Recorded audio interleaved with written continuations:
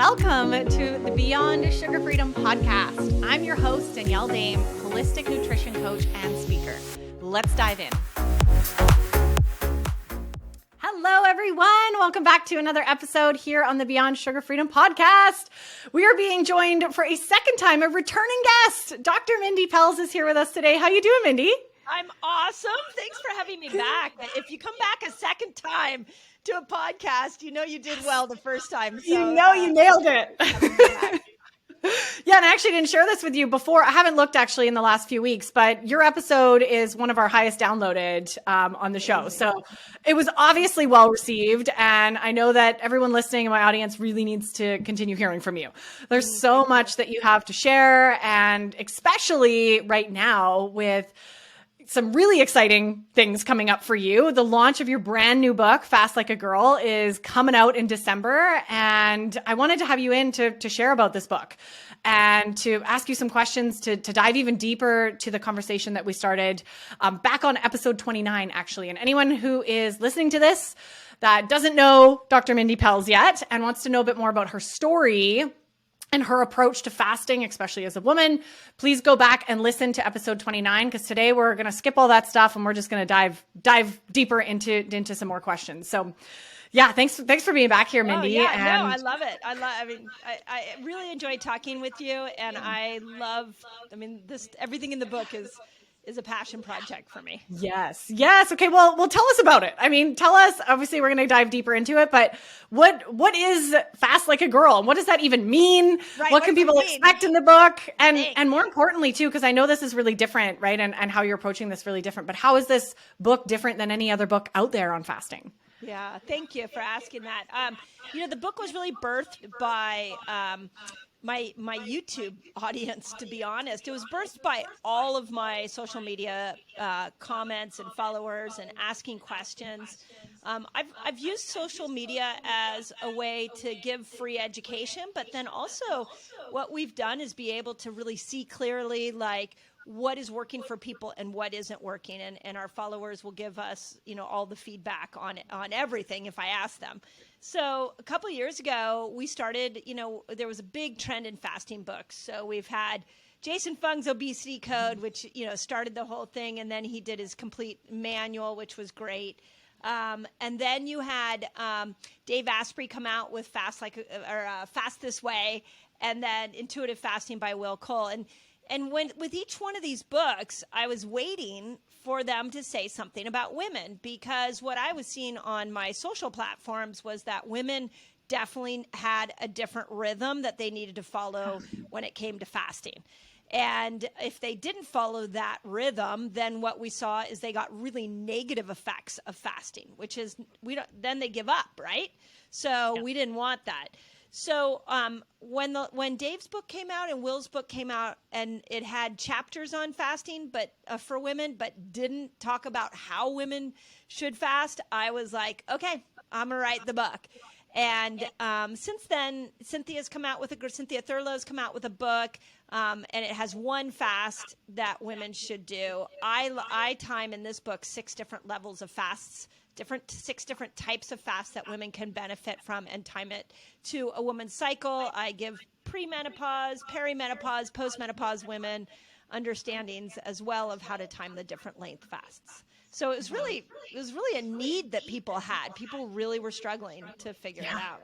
So yeah. Wow. This is huge. This is like trend shifting, right? I feel like it is trend shifting. Yeah. When Hay House bought the rights to the book, one of the things I said to them is, like, there's no go-to manual for women and fasting. We need a manual that a woman can pick up and know the different length fast, why she would want to do it, and what part of her hormonal situation is going to benefit from it. And we don't have that. And fasting's such a big trend right now that if women do it wrong, they can damage their hormones, and that's not what we're looking for. Yeah. And their self-esteem, right? Like, how many women, I know some of you listening to this, right? It's like, I've been trying this. It's not working. There must be something wrong with me. Yes. Right. And it's not. There's something wrong with the advice that we've been given. Right. And that applies to more things than just fasting, but we're not going to go down those rabbit holes. You bring up a really good point, and this is kind of what I like. I really have been saying to people is I look at this book as a coming out party for women. And I say it like, this is our time to realize that what I did in Fast Like a Girl is I just timed fasting and 2 different food styles to a woman's menstrual cycle. But once you understand that you're supposed to have a rhythm to the things in your lifestyle, like exercise and sleep and social engagements and all that, once you see that there's a rhythm that matches your hormones, you start timing everything to it. I even have people timing their cold plunges and their saunas to their cycle.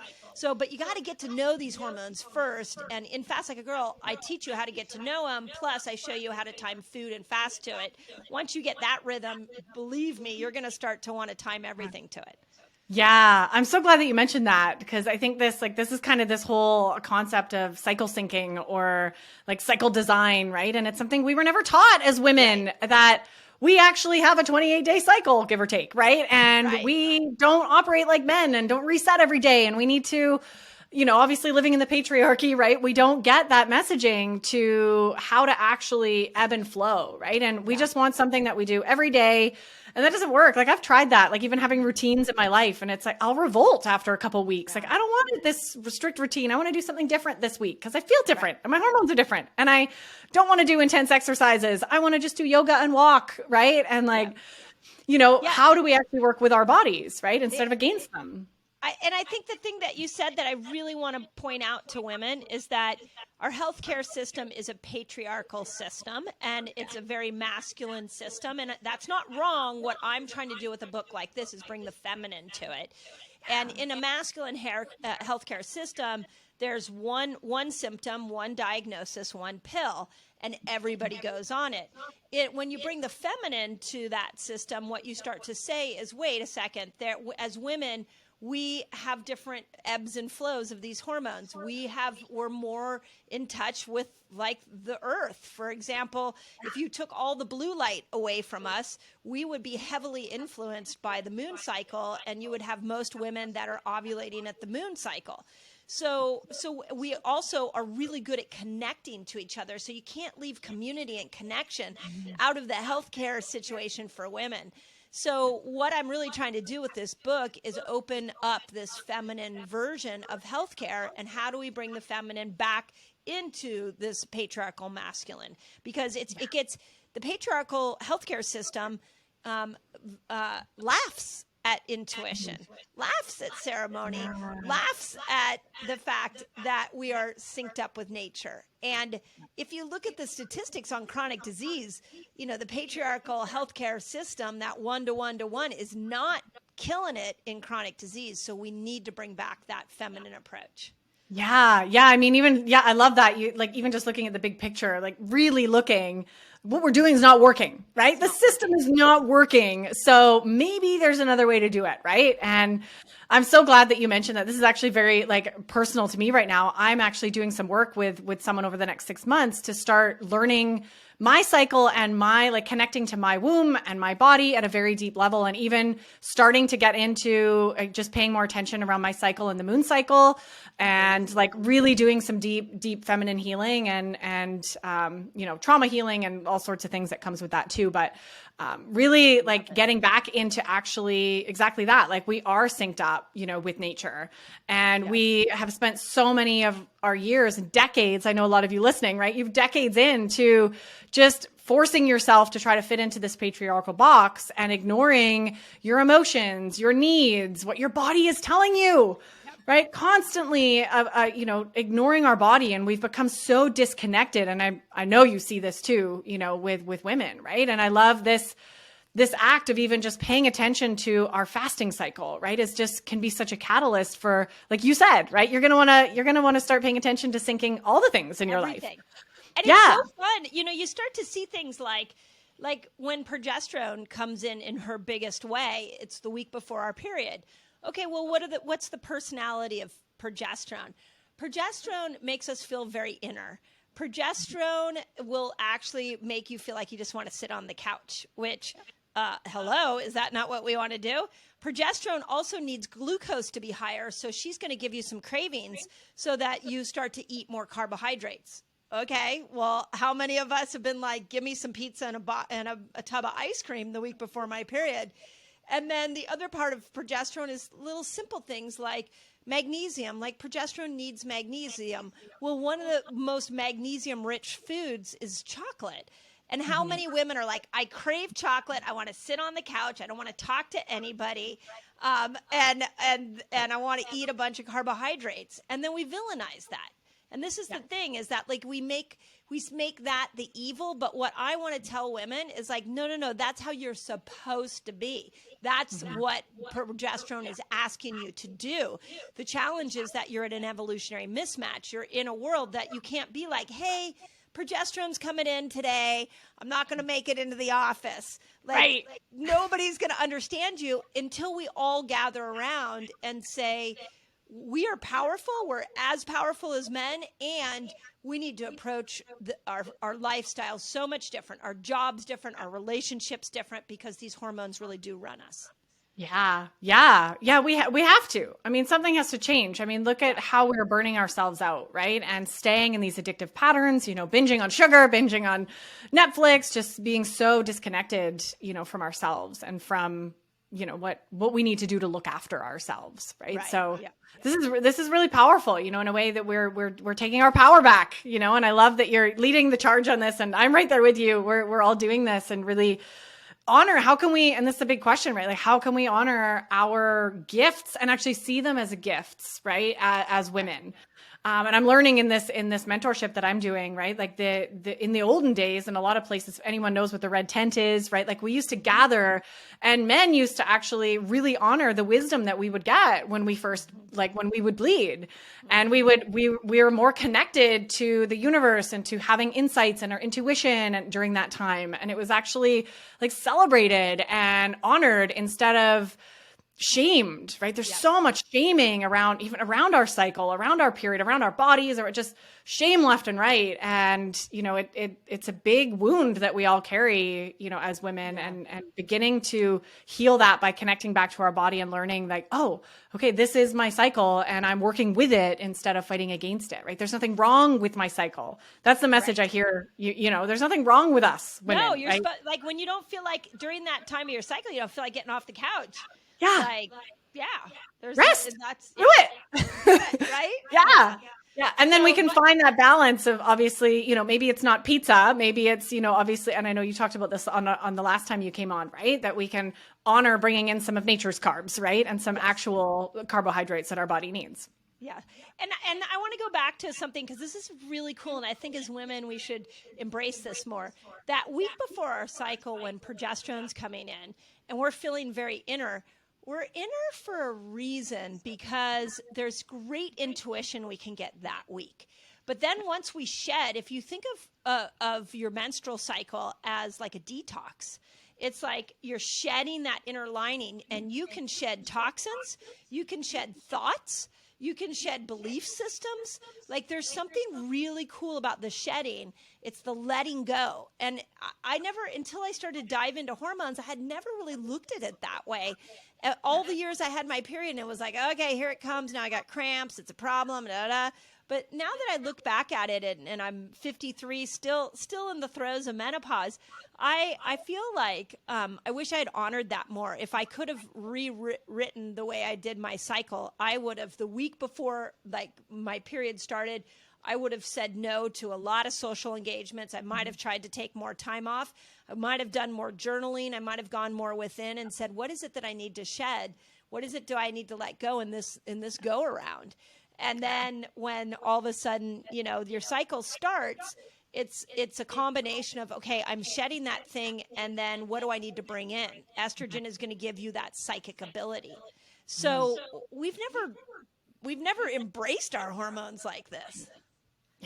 Yeah. This is exciting. And ladies listening, right? Like this is some powerful stuff that we can start to do, and how cool that we do get to reset like that, right? Every month, and we can actually shed and let go. Absolutely. Let go of all the energetic pieces, the physical pieces, and start anew. Right. And, I feel like, how beautiful it would be if we could be in a society where we actually honored, and even through those changes in time, right? When you first get your period, even when you go into menopause, like these times of change and shift in most cultures, like back in the good old days, right? You would honor those times, right? As soon as you became a woman, right? You would be celebrated. Maybe there was a ceremony or a ritual, right? It wasn't something that you're ashamed of, that you had to hide or, be scared of at school, right? Like it was something that was celebrated and, honored in a really beautiful way. And we can get back to that, I think, in our own way, and obviously together as well with what you're doing. Yeah, and that's what together is the really key spot. And this is why I've been saying that this is like a coming out party for women, because what I tried to do in the book was explain the ebbs and flows that you're going to be that you do go through. So here are some tools that you can map to it. But it's about understanding yourself. And when you understand yourself, you can turn around and explain yourself better to the people around you. So I'll give you an example. Like, you want to sit on the couch and do nothing the week before your period. That's awesome. And that's hormonally required of you. But maybe your friends don't see it that way. Maybe your husband doesn't see it that way. It's like, what are you doing sitting there? Why are you slowing down? Our society doesn't give us the opportunity to say, hey, I'm not going to come in for a few days. My most favorite new thing that the world is doing is Spain is actually creating a 3-day menstrual leave. Yeah. And I love that. But I would say take it the week before your period. Don't take it when your period actually starts. Yeah. So I think it's when we start having conversations like this, when we start really trying to tap into our own hormonal rhythm, and we band together, that's how we're going to change this and bring this feminine part of healthcare back. Yes. And I got to tell you, like, you just hit the nail on the head. I accidentally, like, not by choice, but really tested that out. Like in the times where I am absolutely in like go mode, because I'm a high performer and I just want to do things and I want to, be busy all the time. And if I'm doing that the week before my period, I have such a miserable time. The days where my periods start, I'm just cranky and exhausted and miserable, versus the times where I'm like, okay, I'm aware that my cycle's starting next week and I'm going to clear my schedule. And I'm going to tell my husband to leave me alone, and I want to be alone, and I'm going to do my own thing, and I'm going to go to bed early. And like the times when I actually rest, and how effortless it is to slide into the start of my period when I do that. Yeah. So anybody listening to this, like, go ahead, test this for yourself, right? See, like, test it. Exactly. Look out for yourself and like look after yourself, self-care, pretend you're sick. That's what I say. Like, pretend you're sick. Call in sick for work if you have to. Right, until the world catches up with what our needs are. You might have to call in sick. Right. And like, do it. If you have to do it, I think we do need to really stand in our power and look after ourselves sometimes, when we need to, right? And do what you can, like say no to things and clear your schedule at least like 5 days before, and just see the shift that makes. I know for me, it made a big one, especially mentally. I felt less like a basket case when my cycle started. That's another piece of this, is that we villainize our hormonal, emotional highs and lows. But that's who we are as women. We are meant to have those highs and lows. And because of just even looking at estrogen and progesterone, estrogen gives us really good mental clarity and makes us very capable, and we can multitask really well with estrogen. Progesterone makes us very inner and very quiet. So it's like, I feel like estrogen's the extrovert and progesterone's the introvert. And we have both of those inside of us. And if you follow the rhythm, you get to know your cycle, you start to see where you may feel more outward and more inward. And it's every time that we don't go into alignment with that, every time we go against that we start to become sick. Yeah. Depleted, right? That's the word. Depleted. You deplete yourself, and then you feel resentful because people are taking from you, and you've said yes to too many things, and then you're exhausted, right? Yeah. And then we want to eat sugar, right? Like then and so then we want to binge. Right. It's so true. You get into that back half of your cycle, and progesterone's saying, give me more glucose, and sit on the couch, and you're pushing through it, stress. And then you hit a spot where you're like, okay, now I'm just going to sit on the couch, eat sugar, and bitch about it. Yeah. Yeah. Yeah. And guilt myself about it and feel miserable about it and all the things. Yeah. Yeah. Okay. So you mentioned earlier, about these 6 types of fasts, and I'm curious. I know we really dove into this on the last time you were on the show, so go and listen to that, everybody, episode 29.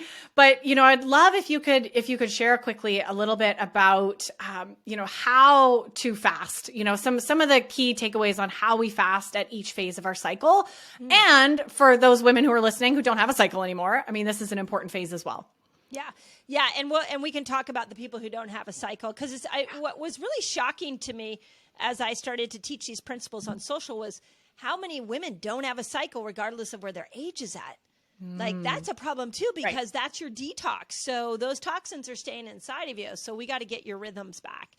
So I created something called the fasting cycle, and it basically charts different length fasts and different food styles according to the day of your cycle. And the overview, we have pictures of it in the book. And so you can I created some charts where you can sort of see like, oh, it's day 10 through 15. Here are my choices. I don't want to go over 15 hours of fasting. Here's the hormones that are coming in. Here's the food style I want to eat. And then I have a whole list of foods around the food style. But the general premise is this. Day 1 through day 10, you're building estrogen. So day 1 is when you start your period. You have to use feminine care products. You're building estrogen. Day 10, you are moving into the height of estrogen. So you are moving more into the ovulation period where estrogen is at its highest. When you are building estrogen, estrogen loves glucose and insulin to be low. So go ahead and do your keto, go ahead and do your low carb, go ahead and do any longer fasts in that what we know is the follicular phase. I call it I gave them new fun names. I call them that because we got to make hormones fun. So I call it the power phase. Because you can power up on all your tools. If you want to like go and work out a ton, you can work out. Like there's so many. If you don't want to sleep, estrogen's very, very forgiving like that. Once you get into your ovulation window, you've got estrogen at its peak, and then testosterone comes in. And testosterone peaks around day 12, something like that. And you have a little bit of progesterone. So I call this phase in the fasting cycle, I call it the manifestation phase.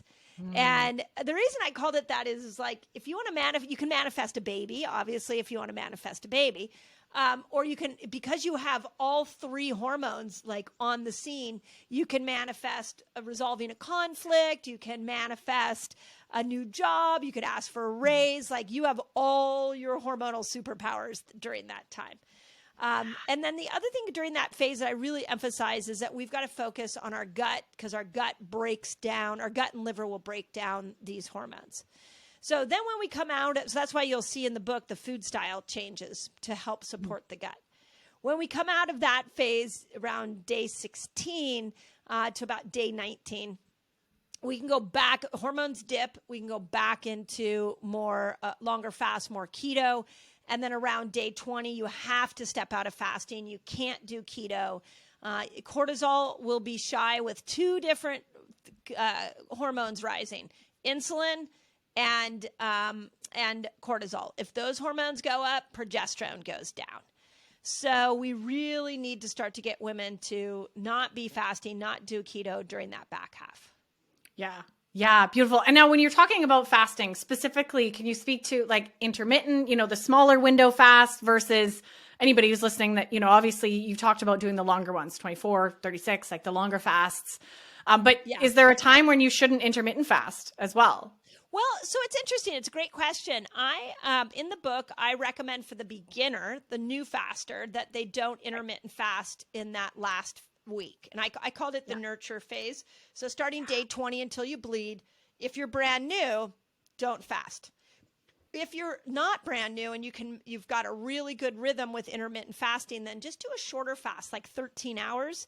Don't go any longer than that. And then I really would encourage you to go longer on the other parts of the cycle, like in the power phases, so that you have this variation, because it's in the variation that really primes our metabolic system.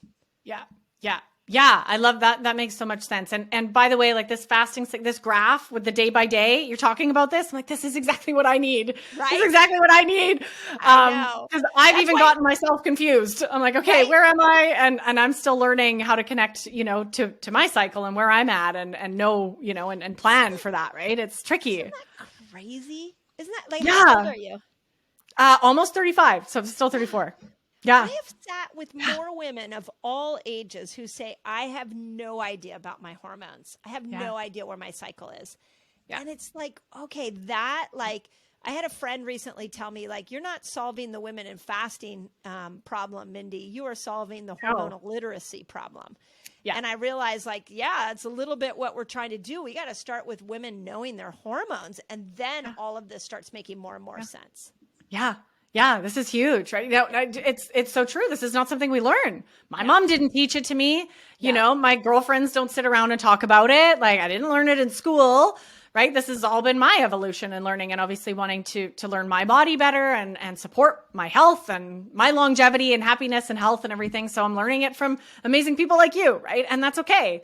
I think we're all wherever we're at, right? Yeah. And then you take it and teach it to the world. I mean, and those of you listening, take the fasting cycle and teach it to the world. Like we actually are working on a certification course for people who want to come in and learn how to be certified in fasting like a girl and then go out and coach other people. Sign me up, Mindy. Yeah, I'll let you know, because the reason that I want to do it is like, I can't do this all on my own. I want everybody to be a warrior of this information and get it out.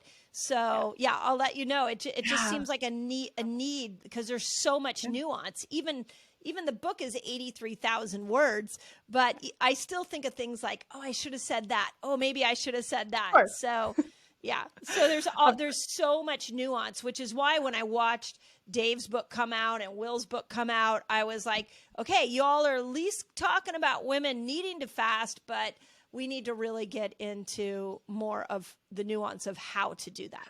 Yeah. Well, that's the piece that's missing, right? We get it. Right. We get it. We can fast and it's helpful and we should be doing this, but how the heck do we do this? Right. So I love this. This book is going to be huge for me personally and everybody listening as well. This is so good. So you talked about, for those phases of the cycle. What about women who don't have a cycle anymore? How do they go about this? Yeah. So if you're postmenopausal and you are not planning on getting your cycle back, there's a couple of things you can do. So you can do what I call a weekly variation, where 5 days a week you do just intermittent fasting, about 13 to 15 hours. 1 day a week you want to stretch your fast, and then 1 day a week you don't fast. That's kind of like what we have men do. And it's a good intro to some variation after you've been fasting for a while. The other thing that I've been working on that I'm really excited about with this fasting cycle is that women without a cycle, especially the postmenopausal women, you can take the fasting cycle and you can look at the full moon. If we had taken all of the blue light away from us, most women would be ovulating at the full moon. That has been historically what we've seen. The challenge is we have more synthetic light, so it manipulates our hormonal system as we're on computers and indoors more, things like that, right? Yeah. So what you would do is you would look at where the full moon is, and then you put it right in the middle of your ovulation window. So I know you're not ovulating, you're postmenopausal, but you would do like, okay, it's the full moon is at on Tuesday, and then you would pull up the fasting cycle and you would say, okay, full moon, if I come in right around day 12 in the middle of ovulation, I can just look at my choices from there.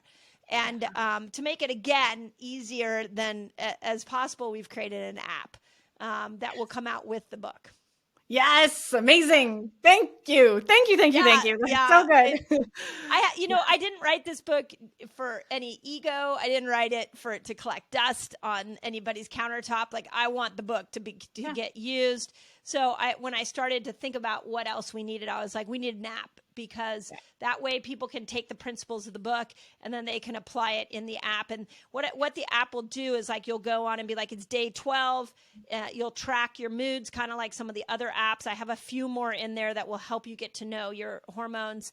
And then it'll tell you how long, what the length fast you can do that day, what foods you might want to consider. And so you have it all mapped out for you. That's so helpful. So the beginning, it's going to be a free app in the beginning, and then we're going to get it tricked out with more stuff on it. So we just wanted to get something out for the book launch. Yeah, that's so perfect. And I want to come back to what you were just talking about with the moon cycles there again, because I think that's such great wisdom. And I'm really excited that you shared that, because, you know, for women who are postmenopausal, right? Like my mom, who's playing around with this too, like, you know, to actually get back into syncing up with the moon, right? And just following the energetic cycles of the world around us, right? Where we're at, seems like such a beautiful way to kind of go about that, right? And it sounds like also playing. Yeah, it's another version of bringing feminine back into healthcare, you know? Yeah. It's another version of that. And the other thing is that I encourage perimenopausal and postmenopausal women to get to know the personalities of their hormones. I'll use myself as an example. This morning I noticed like my skin was really dry and I was really hungry in the morning. And so I was like, okay, I've got low estrogen. That's probably the dry skin, and I'm really hungry, so I probably need to work on progesterone. So, okay, well, those are opposing hormones as far as food and fasting. So because the hunger was so big, I'm like, okay, let me go in and eat breakfast today, and then I'm going to eat more carbs, more of the root vegetables, because I know that's what progesterone likes. And then tomorrow, if I wake up and I'm not hungry, then I'm going to fast a little longer, do a little more keto.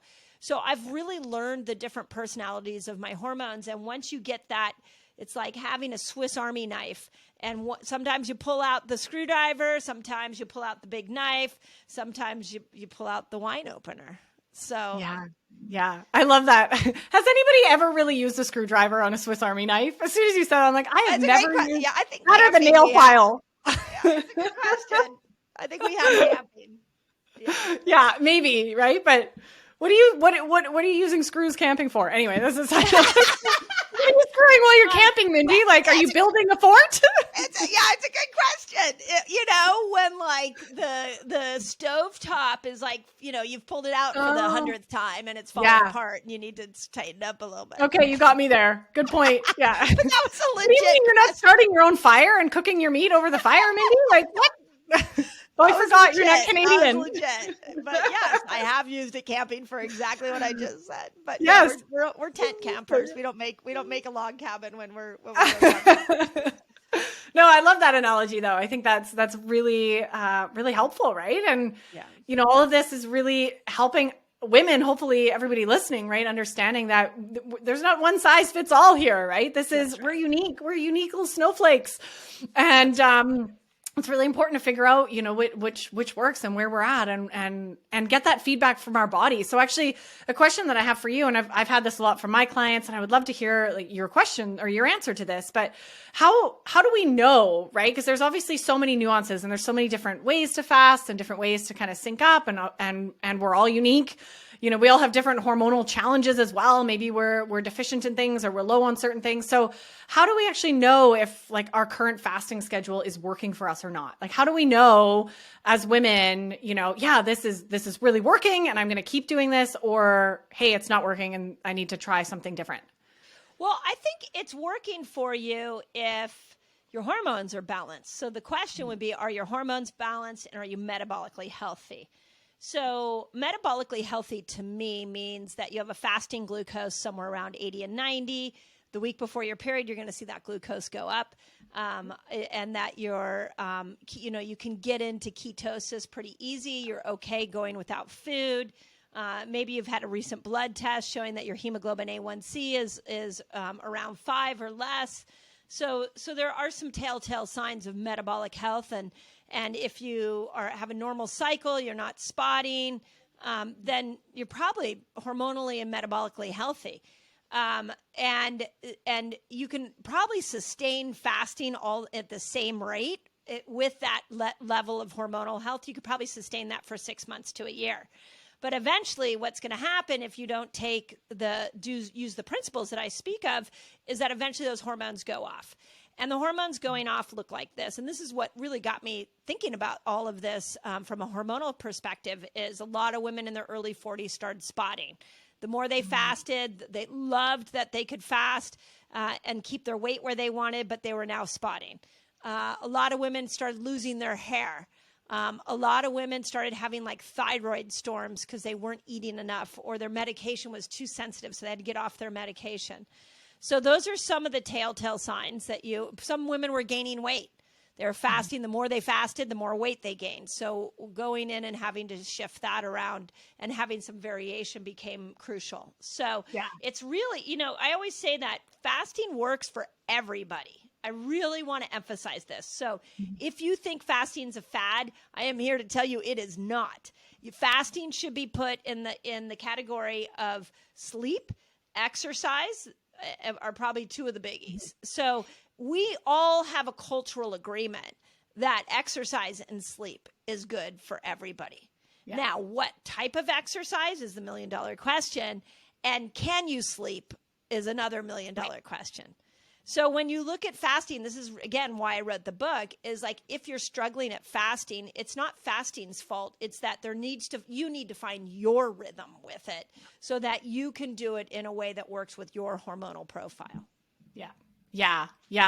That's really perfectly said. I'm so glad that you mentioned that.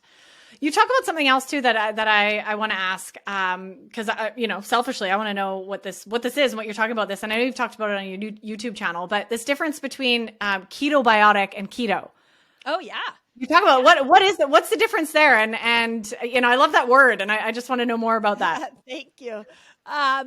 So what I noticed on my YouTube was that so many people, when the keto movement became popular, is they were doing very low keto.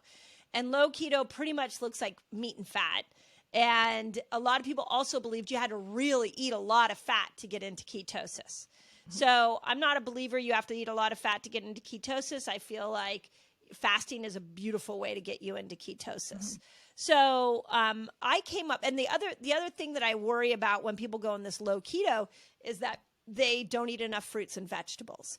And I remember sitting with a friend after doing the ketogenic diet for many years, my early 40s, and a friend turned to me and she goes, "Are you scared to eat fruit?" And I said, "Yeah, I actually am." And she goes, "Yeah, me too. This is not right. Like, fruit is not the enemy." And I agreed. I was like, you're right. Like blueberries, apples. I mean, fruit has so many things to offer us. And the keto movement had really villainized fruit. So I came up with this idea of ketobiotic. And instead of 10 net carbs, you can have up to 50 net carbs. And net means that you take the total carbohydrate minus the fiber, and you can get the net amount. So ketobiotic is about raising that. It's a higher carb version of keto. And then the biotic part is not just fruits and vegetables, but you'll see in the book, we have over 50 recipes. And I really emphasize like sauerkrauts and kombuchas and kefir and yogurts and all the things that we can do to add in good bacteria, because the microbiome ultimately breaks down hormones and controls your blood sugar. So if you've been on like multiple rounds of antibiotics for years and years and years, you've been on birth control for decades, your microbiome may really be decimated. So ketobiotic is a beautiful way to bring it back. Yeah, I love that. So it sounds like really, really a focus on getting the gut back in balance, right? And exactly. and while keeping your blood sugar low enough that you can get over into the ketogenic energy system. Yeah. Beautiful. I love that. I love the word. And I think that's you touched on a really good point that, I often, it's kind of what I work with my clients around just having more freedom and not feeling so like, getting into these really strict ways of eating can really perpetuate a lot of shame and a lot of fear, food fear, right? Like this, I'm afraid of fruit. Like if I eat a fruit, then I'm a bad person and I'm going to gain 20 pounds. And, so, villainizing whole real foods is kind of, it's a slippery slope, right? And obviously there's reasons that sometimes we might not want to have certain things, but having it be from this place of choice versus like, oh, I can't have fruit, right? Or fruit is bad, right? The bad and good. And, you know, that's probably a conversation for another episode, but yeah, no, but I think you bring up a really valid point. One of the chapters, I started off the chapter saying food is not the enemy. So we can't, in the fasting movement, a lot of people got so excited about what was happening while they were fasting that they started villainizing food. They weren't eating enough food. This is one of the challenges we see with thyroid problems. You need more calories when you have a thyroid condition. So you can go ahead and fast. Make sure you fast like a girl so you understand what part of your cycle. But then when you eat, you got to eat. You know, I'm not advocating for calorie restriction. I'm advocating for time restriction. So I think that has really like been a crucial piece. So I think people, you know, we become very dogmatic. We want one way to do this. And what I'm trying to do is encourage people to find their natural rhythm. Yeah, we need more of that. We so need more of that. And you mentioned, I love that you mentioned that, that this isn't about calorie restriction, because that's one of the things that I've seen, you know, and even in my clients, when we talk about fasting and they're, you know, it's an easy trap to fall into when we've grown up in a world that, you know, losing weight is all about starving yourself, right? And all about calorie counting and this old way of thinking that then they bring that into this fasting window and just say, well, I'm just going to not eat, right? And I'm just going to essentially, you know, not give my body the nutrients it needs. So, you know, outside of that, what are some other common mistakes that you see people making when they're maybe starting to learn how to fast? You know, some things that people should kind of be on the lookout for that might not be supporting them, even if they think it is. Well, I think the next big place I see mistakes made are in how people break the fast. So, you know, and I get that it's really normal when you first learn to break a fast that you just kind of, you're like, okay, I can eat now. Let me just eat. But in the book, I have. You mean I shouldn't eat ice cream when I end my fast? Exactly. What? Like, what ice can cream you or eat? wine? You know, yeah. So, and I'm not saying that that's not horrible. Maybe every once in a while, I'm saying if you do it on a regular basis, it is going to be horrible. So I had 3 different ways of breaking a fast that I lay out in the book, and it depends on what you're trying to do. Plus, we created break fast recipes, so there was a few little recipes people could lean into. Yeah. So I think that's a big mistake, is that people either don't think about what they're going to break their fast with, or they boomerang back into their old food. Or when they go into the eating window, the other problem is they're not hungry because those ketones are surging through. It's killed the hunger hormone. So what they end up doing is they don't eat, and now they're in calorie restriction. So we really need to look at when you're fasting. Once you open up that eating window, you're eating, and make sure you're eating the right foods to nourish you. Yeah. So, okay, you brought up a really good point then. So if you're not hungry, there's almost like this, are you saying that it's good to maybe just make ourselves eat even if we're not hungry? Or should we be staying connected with, you know, what our body actually needs and telling us what it needs? Yeah, you know, this is where I think you really want to lean into nutrient-dense foods. And I think of all the macros, fat, protein, and carbohydrates, protein is your best macro. So you need to be if you're not hungry, you got to be, if you realize, like this happens to me now, where I'm about a meal and a half every day. So I have a meal and then maybe some snacks. And so most of those snacks are protein rich. The meal itself has quite a bit of protein. So and then sometimes what I'll do is I'll throw in like some Organifi green juice or something to get some extra nutrients in. So I think the important part is that you're eating the right foods. If you notice that you get into your eating window and you're not hungry and you start munching on some chips, there's no nutritional value in that. Now you're even less hungry and you didn't get it. So you have to be, again, very intentional when you start to eat. Yeah, definitely. And I can see how, maybe you can speak quickly to this, how what you eat, that first meal that you're breaking your fast with, the difference that makes on your blood sugar for the rest of the day or days to come. Yeah. Right? If you do protein and fat, you won't be hungry in the back half. In fact, I've been really trying to do dinner earlier because our kids are grown and out of the house. And so I'm like, I try to have dinner like 4:00 if I can. maybe have like some protein to break my fast at noon, have dinner at 4. And I'm finding that is really serving me best. So, I think it's the more nutrient dense in those first couple of meals. Yeah. Yeah. Without overeating. This is something that I've fallen into as well. It's like that first meal, like, and especially if I've done a bit of a longer fast, right? Maybe 18-hour or something, like, my stomach has shrunk. And then here I am having this giant plate of food that like I might've been having, the times before where, or for dinner or things like that. So I think that's something that I've noticed in myself. I've often caught myself like accidentally overeating, right? If I'm not being present or I'm not being like really connected to my body and allowing myself to get into it. So is that something that you see often as well? Or like, how do you recommend people kind of monitor that or keep an eye on that? The lack of eating? No, the breaking your fast with too much food, essentially, right? Too much.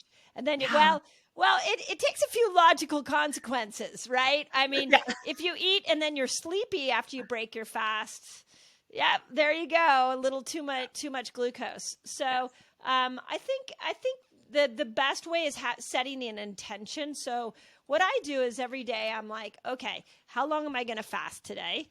And what am I going to break my fast with? And I work from home. And so, a lot of times I'm like, well, I'm going to go work out. And then when I get home, I really want to break it with protein because I want to really build muscle. So then I go and I look, do I have protein to break it with? Because if I don't, then I'm really going to set myself up for a problem. So I think it's really just an awareness and setting an intention and knowing what you want to break it with and knowing what are you trying to do with your fast? I mean, I get asked so many times, like, how long should I fast? What should I eat when I eat? What should I break my fast with? And it's individual. It's what's your intention, and that's really what the book is to help you navigate that. Yeah. Yeah. And really take our power back in making those choices for ourselves is what I'm hearing, right? Like, here's the guide. Mindy's outlined it for all of you, right? For all of us. Here's the guide. Now take it and really tune into, we know our even scheduling, right? Like, I know, for me, I love breakfast. Like, I need to eat like at 10 o'clock. Like, I need a morning meal. I'm happy to stop eating at 3 o'clock. Like, I could care less about dinner. So like, what works for your schedule and what works for your body and where you're at in your cycle and all the things, right? So I love this guide for women to really, learn their bodies. And this is so much bigger than just fasting, Mindy. It's so much bigger than fasting. And that's why, I've just really tried to emphasize to people, like, once you understand the principles of Fast Like a Girl, you're off and running. You can time everything to it. And that's ultimately what the app is going to do, is then you'll start to see, oh, I'm on day 12. Okay. So I can do this form of exercise. I should have these nutrients. So we'll be building all that out over the course of the year. And then, what do menopausal women do, and how do menopausal women, navigate their symptoms, or the moon cycle. That's what a menopausal woman is going to have to do to understand her hormones. Get a hormone test, get to know the personalities of your hormones, look at the moon cycle. Then you've got the perimenopausal woman who maybe she has a cycle every 2 weeks, maybe she has a cycle every 2 months. So what is she going to do? And that's where, again, we can go back to the moon cycle, but we're also looking at possibly, like, are there some ovulation kits that a perimenopausal woman can do? So we'll be teaching all of that kind of stuff through the app. Incredible. That's going to be really robust. I can't wait to see how that grows. And this has been incredible, Mindy. And I know everybody now listening, right? You're like, okay, I need this book. I need this book. So how do we get it, Mindy? How do we get our hands on this incredible new book of yours and really start to apply this for ourselves? Yeah, thank you. Well, you can go to fastlikeagirl.com. And you can get it anywhere. You can get it on Amazon, Barnes & Noble. I think Target might be carrying it. I'll tell you one place that we're encouraging people to do is if you can go to bookshop.org, you can find your independent bookshop local to you, and you can actually have it sent to you from your local bookshop. I would love to support the little guy. I'd love to bring these indie bookshops back. This is like, I spent so many years throughout my life sitting in bookshops, like reading. We need to support these guys. So you can go to bookshop as well. And all that's on Fast Like a Girl. That's incredible. I did not know about that. I just wrote that down. Yeah. That is so beautiful, Mindy. I'm so grateful that you're doing that. We do need to support, these smaller stores, right? That's right. Amazon's got enough money. I mean, Right. they're great, Yeah. but they've got enough money, right? Yeah. And I mean, I know they're the yeah. easiest. You can do one click and it's at your door. So I get that. But if you do have, the opportunity to buy it from your local bookstore, it would be amazing. Yeah, amazing. Well, I'll make sure all those links are below here, and you can pre-order it now, or as well as obviously it comes out on the 27th, right? December 27th. Yep, Yes. December 27th. And then there's a couple fun things we're going to do in the new year. So the book comes out on the Tuesday after Christmas. You will have the book then.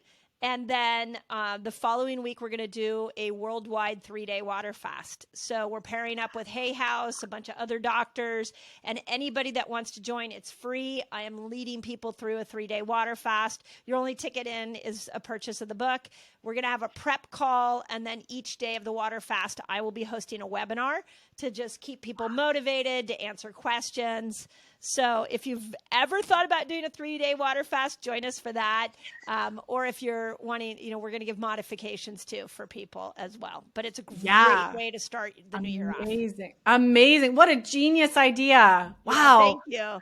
Yeah. And I see my mind, you've trained me, because now my mind is like, well, I need to look what day of my cycle I'm on for that. That's right. That time. That's great. I love it. Like maybe I shouldn't be doing a 3-day water fast at that time, right? Yes. Well, you can still join us. If it's not the right time of your cycle, you can still join in on the webinars and watch how everybody's doing it. So yeah, definitely. Beautiful. And you said like you're going to give some alterations, and yeah, that's incredible, Mindy. Thank you for sharing that. That's so beautiful. So go and pre-order your book now, or purchase your order depending on when you're listening to this episode. If it's live now, I'll make sure all the links are below. Thank you so much for being here, Mindy. I always just absolutely love talking to you. I learn so much. I get to ask all my personal questions, and I like a little private session with Mindy here. And hopefully everybody listening, I know that they definitely got a lot out of this. So do you have any final words of wisdom? Anything that we didn't talk about today that you're really feeling called to share?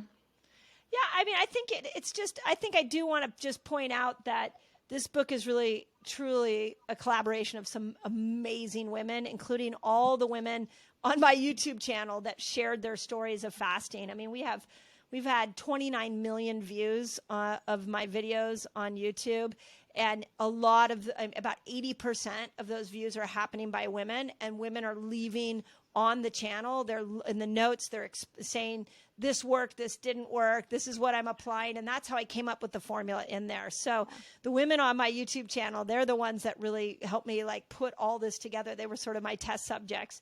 And then we've just had so many incredible editors. I've been working with Leanne Rimes for the last year, teaching her these principles. And so she wrote the foreword and did a beautiful job. So it's so fun. It's like a collaboration of just strong, powerful women coming together with no ego, just wanting to learn this. So I think that's where my heart sits on this book, as we're like a month out from it coming out into the world. Yeah. Wow. That's going to be such a big moment for you, right? I can imagine it's like birthing this book back into the world, right? Yes. Yeah. Well, I'm excited for it. I can't wait to get my hands on my copy and use this for myself. I've got some things I want to shift and play around with in the new year. And I think all of you listening, there's so much that we can learn here. And if nothing else, just really connecting back into knowing our body and our hormones and learning to listen to what our body needs. So thank you for everything that you're doing, Mindy, and for coming back on the podcast. I'm really grateful for you and everything that you're putting out in the world. And this is needed. Danielle. I really appreciate you. And I really just appreciate the opportunity to have these kind of conversations. I think that's it. It's like, woman by woman by woman, this is how it's going to work. So, as you all that are listening, you hear this and you resonate with it, share it with somebody, have a conversation with them. I just did this with a friend where I was like, hey, listen to this podcast. Tell me what you got out of it. And now we're talking back and forth about it. And I feel like that's what we need to do as women, is we need to come together and play with these principles and bring the feminine back into healthcare. And that's where we will succeed. Yes, I love that. What a beautiful mission, and that we can all take part in, right? And it starts with us. It starts with getting your copy of this book and starting to apply this and really, bit by bit, we'll get there, Mindy. We'll get there. Thank you. We're going to get there in our lifetime. I know. Both of our lifetimes, we're going to get there. Yeah. I hold that. I want that. Yeah. Well, Appreciate thank you so much again. And everyone listening, thank you for tuning in. This has been so much fun. And Mindy, I'm sure we'll have you back again. There's so much more to talk about. Anytime. I'm happy to come back. Yeah. And good luck with the launch. I know that there's a lot of work that goes in the back end of it. So have fun with that. And we'll see, hopefully everybody who's listening, we'll see you over in the water fast, in the community. Yes. Definitely. And when we go into the water fast, I'll be asking people like what communities they came from. So if you came from the Beyond Sugar Freedom podcast community, please let me know in the chat when you join in. Good. So awesome. That's beautiful. Beautiful. All right. Well, thanks again, everyone. And we'll see you on the next episode. Thank you for tuning in to another episode. If you're loving what we talked about today, please remember to subscribe, leave a review, and share this episode with someone you love. And if you're ready to dive deeper into discovering your root causes and patterns that are keeping you hooked on sugar, be sure to check out our brand new free workshop series that will help you kick emotional eating for good. Find the link to download this free series and other amazing resources in the show notes below.